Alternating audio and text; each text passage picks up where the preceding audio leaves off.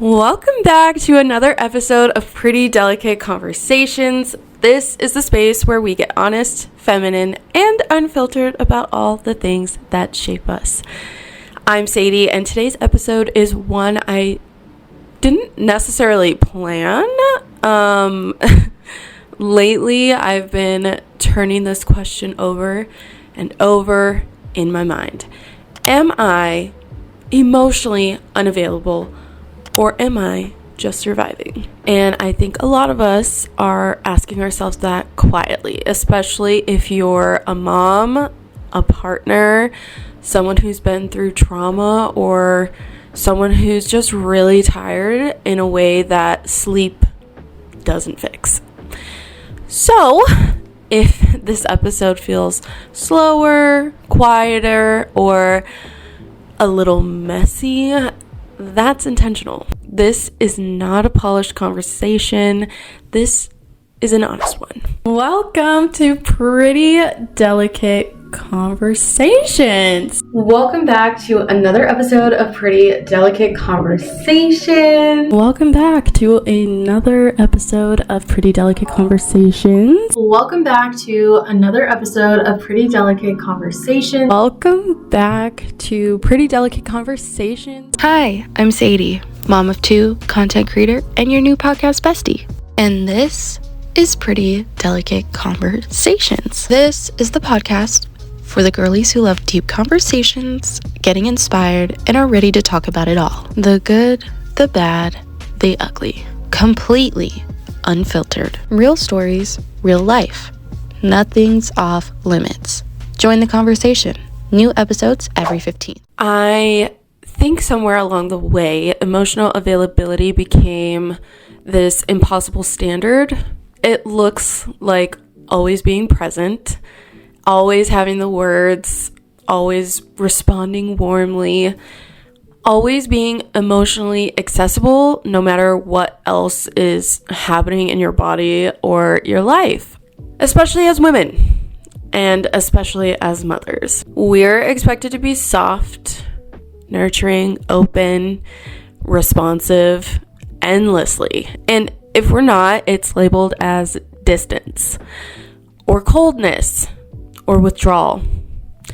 But what if the definition is incomplete? What if emotional availability isn't about constant access? And what if we've been confusing availability with availability on demand? Here's the part that's been hard for me to articulate. Survival mode doesn't always look dramatic. Sometimes it looks like getting through the day, doing what needs to be done, showing up physically but feeling emotionally drained, going quiet instead of going deep.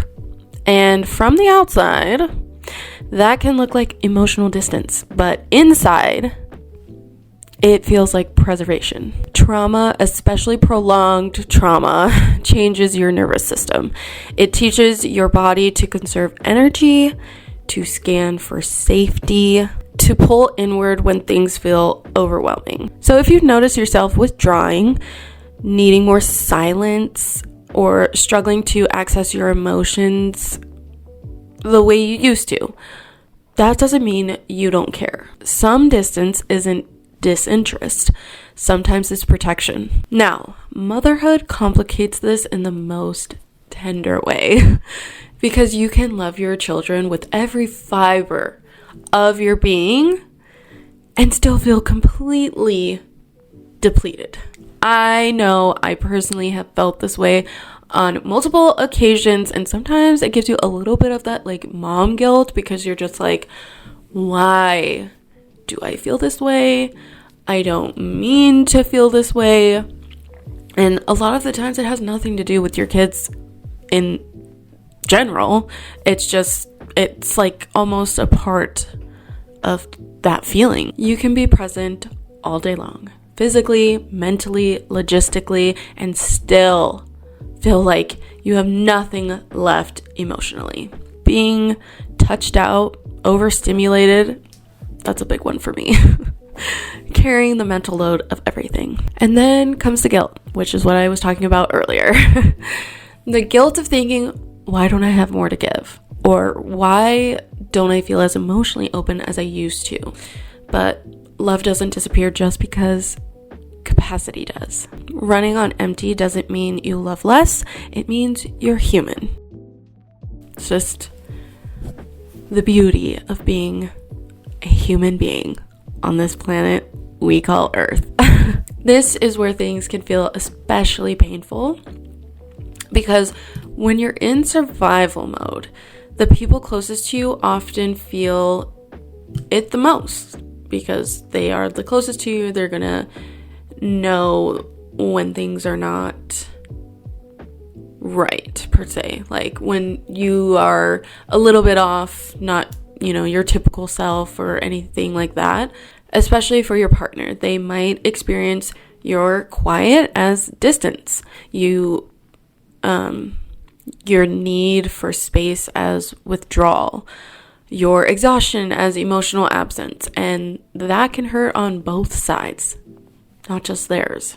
What's hard is the intention doesn't match the impact. You want to be there, you want to connect, but your body is asking for rest, no conversation. And sometimes you don't even have the words to explain it yet. And I know I have personally been there where I'm just like, it almost feels like brain fog because you're just like, what is happening? Like I can't even process it myself, let alone try to explain it to other people. And it's really confusing, kind of frustrating, and it's just like so overwhelming. But I will say, needing space doesn't mean you don't love deeply. It means your nervous system is asking for gentleness. I think one of the heaviest parts of this is the guilt. I feel like this part really eats me alive. I hate having this like guilty conscience feeling looming over me for whatever reasons. The feeling that you're failing people emotionally, that you're not who you used to be, that you're not giving enough, comparing yourself to an early version of you before the trauma, before the exhaustion, before everything changed. But I want to say this clearly. You are not withholding love. You are recovering. You are not broken. You are tired in a way that deserves compassion, not criticism. Maybe it's time we redefine what emotional availability actually is. Maybe it doesn't always look like deep conversations and emotional intensity. Sometimes it looks like saying, I don't have the words right now. Sitting quietly next to someone. Being honest about your limits. Showing up imperfectly. Being emotional doesn't mean being emotionally endless. It means being real about what you can offer in this season, on this day, in this body. And seasons change. And now we are at the segment that I like to call a pretty delicate moment. This is your opportunity as a viewer and listener to submit your story. Whether you want to talk about things you're healing from or something you experienced that someone else might need to hear, whatever it is, this is your chance to share it. You can always submit your pretty delicate moment by DMing at Pretty Delicate Conversations on Instagram. And if you don't have Instagram, you can send an email to mharrison11@hotmail.com. And the A in Harrison is actually an X, so you'll see the email right here on the screen for you. Today's pretty delicate moment comes from my girl, Caitlin, and here is what Caitlin wanted to share with us. Hopefully it doesn't come off rude, but did you as a mixed person ever have that experience that a lot of mixed people have growing up where you felt like you had to pick a side or race and didn't fit in with either? And honestly, I do really like this submission. It's not necessarily a story, but more so an inquiry to get an answer from me. And I find that to be a really cool submission, honestly, and very different. So yes, I grew up as a mixed kid. I have a dad who is African American, and I have a mom who is German, Norwegian, and French Canadian. Very white of the white, okay?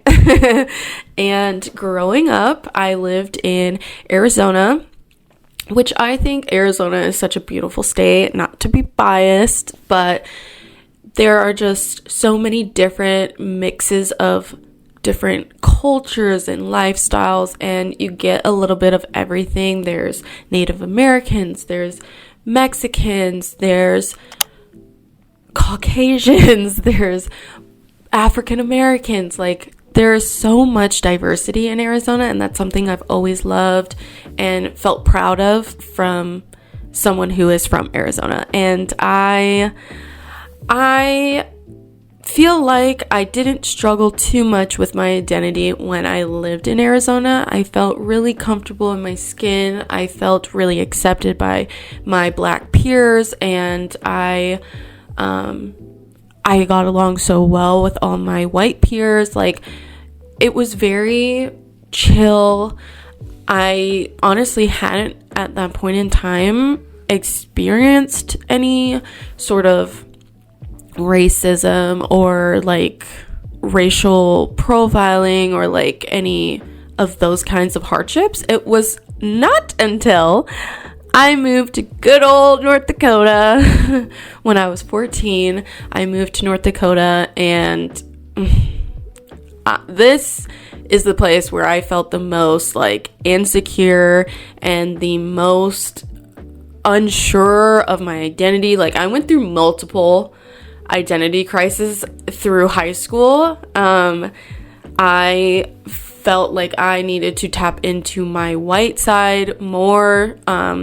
There is not a whole lot of diversity here. I would say now, as the times have gone on, sure, you know, we've got Puerto Ricans, we've got Haitians, we've got Somalians, you know, Caucasians, African Americans. We're a little bit more diverse now, but it's not like you would see in Arizona or Florida or pretty much anywhere that is not North Dakota. So it's still a little more different here. And yeah, here is where I started to really feel the pressure of like, am I too Black? Am I not white enough? Like, what do I do? Who am I? What is my identity? Where do I fit in? All of that.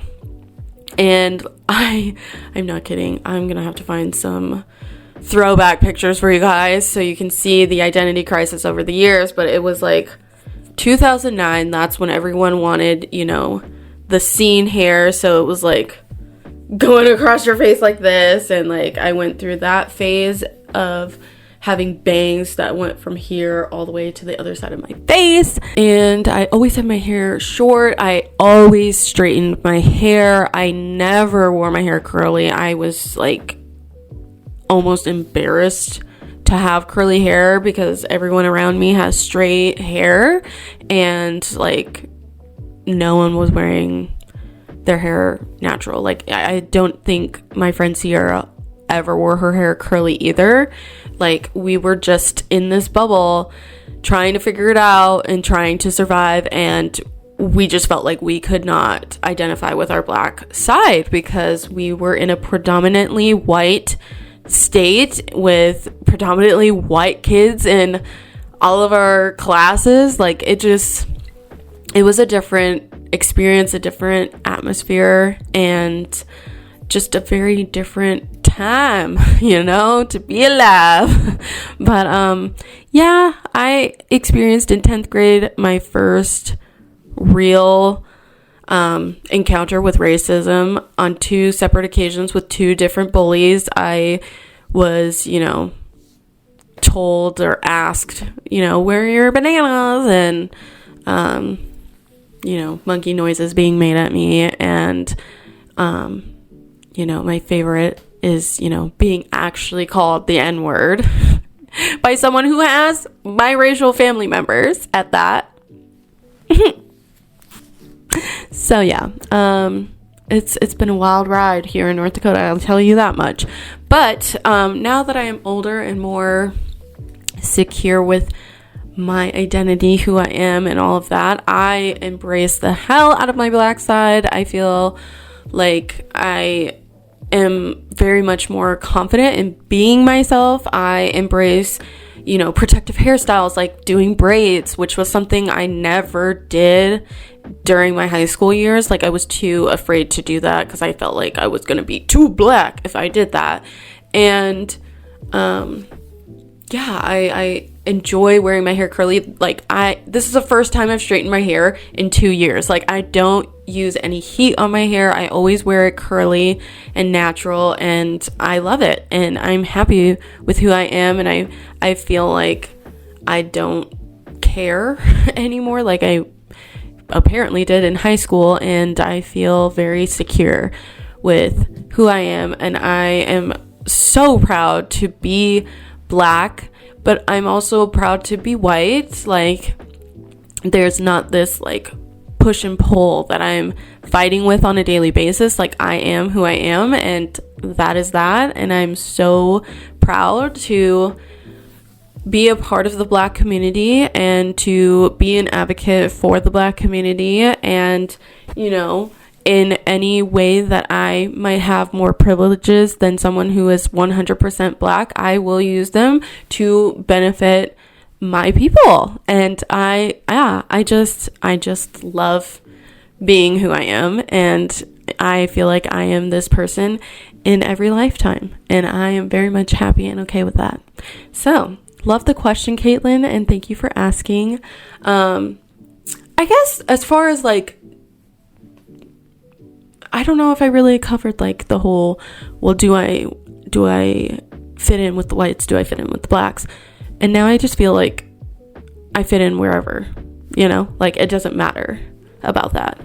I don't know. I kind of went on a tangent there, so hopefully I did somewhat answer that question in there, but I do really appreciate the question, and I love it. I think it's a great question to ask, and it's definitely not intrusive if you thought that by any means, or like rude to ask.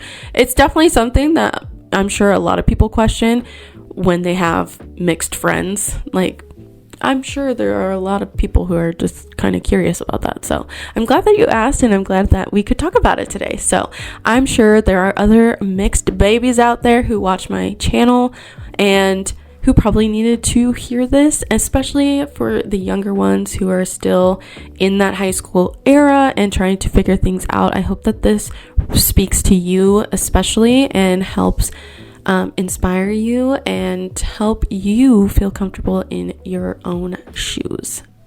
So yeah, thanks, Caitlin. I appreciate the submission. Okay, so if you're listening to this and wondering whether you're emotionally unavailable, maybe you're not distant, maybe you're not cold, maybe you're not failing, maybe you're just surviving and doing the best you can with what you have right now. And that deserves softness from others and especially from yourself. Thank you for sitting with me in this conversation. If this resonated, I'm really glad that you're here. Share this episode with a friend who might also resonate. Be sure to subscribe so you never miss an episode. I love you so much, and I'll catch you in the next episode. Bye!